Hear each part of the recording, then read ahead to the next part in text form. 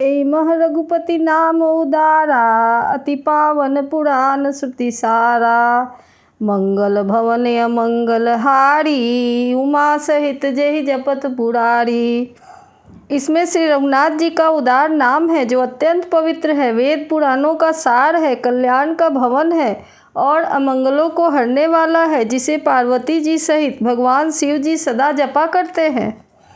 भनित विचित्र सुख विकृत जो, राम नाम बिनु सोह न सोऊ। विधु बदनी सब भांति सवारी, सोहन बसन बिना बड़ नारी।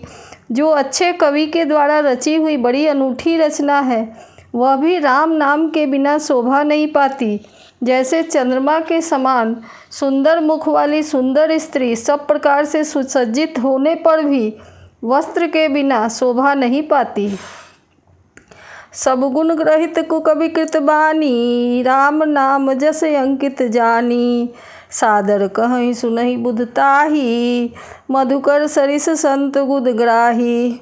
इसके विपरीत कुकवि की रची हुई सब गुणों से रहित कविता को भी राम के नाम एवं जस से अंकित जानकर बुद्धिमान लोग आदरपूर्वक कहते और सुनते हैं, क्योंकि संत जन भौरे की भांति गुण ही को ग्रहण करने वाले होते हैं।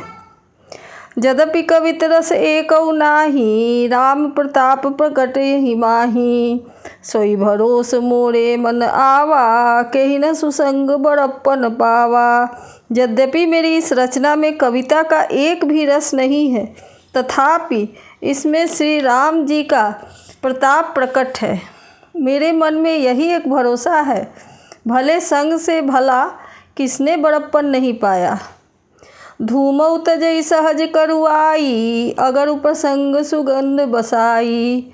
भनिति भदेश वस्तु भली बड़नी, राम कथा जग मंगल करनी। धुआं भी अगर के संग से सुगंधित होकर अपने स्वाभाविक कड़वेपन को छोड़ देता है। मेरी कविता अवश्य भद्दी है, परंतु इसमें जगत का कल्याण करने वाली राम कथा रूपी उत्तम वस्तु का वर्णन किया गया है। इससे यह भी अच्छी ही समझी जाएगी। मंगल करनी कलिमल हरनी, तुलसी कथा रघुनाथ की। गति कूढ़ कविता सरित की, ज्यों सरित पावन पाथ की। प्रभु सुजस संगति भनिति भली, होई सुजन मन भावनी। भवयंग भूति मसान की, सुमिरत सुहावनी पावनी। तुलसीदास जी कहते हैं कि रघुनाथ जी की कथा कल्याण करने वाली और कलयुग के पापों को हरने वाली है। मेरी इस भद्दी कविता रूपी नदी की चाल पवित्र जल वाली नदी गंगा जी की चाल की भांति टेढ़ी है। प्रभु श्री रघुनाथ जी के सुंदर यश के संग से यह कविता सुंदर तथा सज्जनों के मन को भाने वाली हो जाएगी।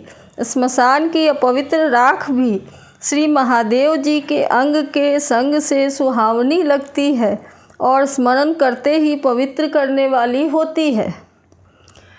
प्रिय लागिहि अति सबहि मम, भनिति राम जस संग। दारु विचारु की करई कोई, बंदिए मलय प्रसंग। श्री राम जी के जस के संग से मेरी कविता सभी को अत्यंत प्रिय लगेगी।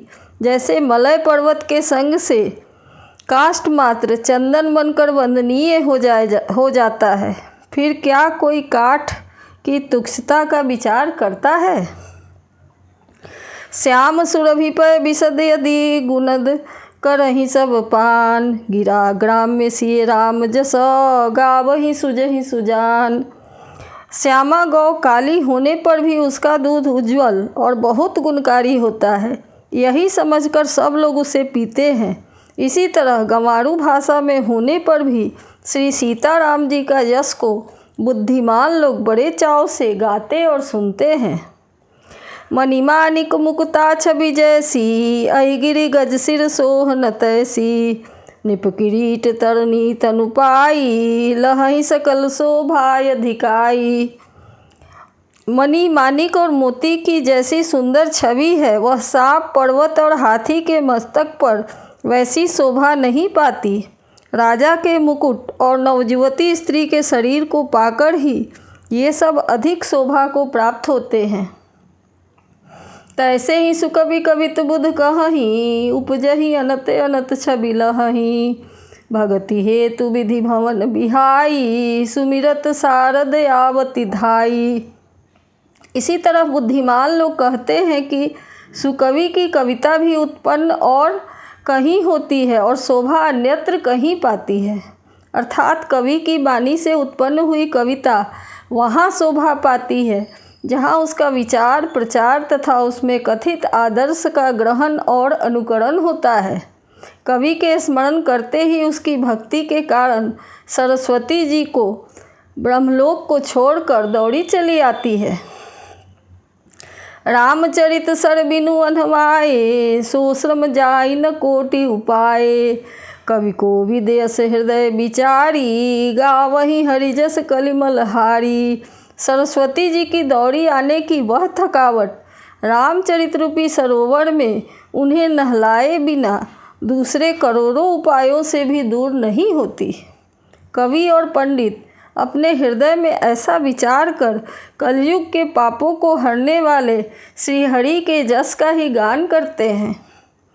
किन्हे प्राकृत जन गुण गाना, सिर धुनि गिरा लगत पछिताना।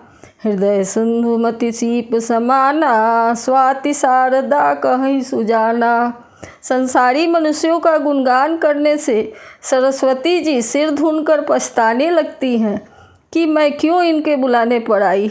बुद्धिमान लोग हृदय को समुद्र, बुद्धि को सीप और सरस्वती को स्वाति नक्षत्र के समान कहते हैं।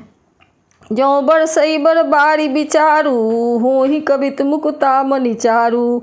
इसमें यदि श्रेष्ठ विचार रूपी जल बरसता है तो मुक्तामणि के समान सुंदर कविता होती है।